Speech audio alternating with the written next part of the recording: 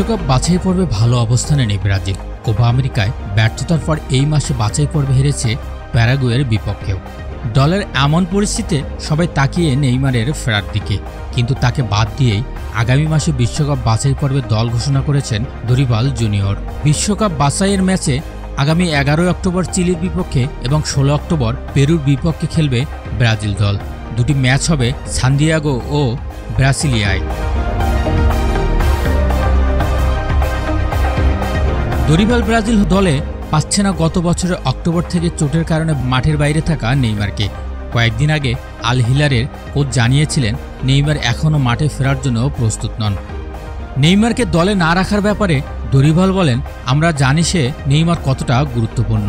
আমরা তার জন্য অপেক্ষা করছি। আমাদের ধৈর্য ধরতে হবে। সে অক্টোবরে নভেম্বরে নাকি একেবারে ফেব্রুয়ারিতে ফিরবে এটা ব্যাপার না। তাকে পুরোপুরি সেরে উঠে শতভাগ আত্মবিশ্বাসী হতে দিতে হবে। নেইমার না থাকলেও দলে ফেরানো হয়েছে বার্সেলোনা উইঙ্গার রাফিনহা ও আর্সেনাল ফরওয়ার্ড গ্যাব্রিয়েল মার্টিনেলিকে। আছেন রিয়ালের ভিনিউস জুনিয়র, রদ্রিগো ও অ্যান্দ্রিক। দরিবালের দলে আছেন দুই নতুন মুখ। একজন হচ্ছে ফরাসি ক্লাব লিওতে খেলা আবনের এবং অন্যজন বোটাফোগোর ফরওয়ার্ড ইগোর জেসুস।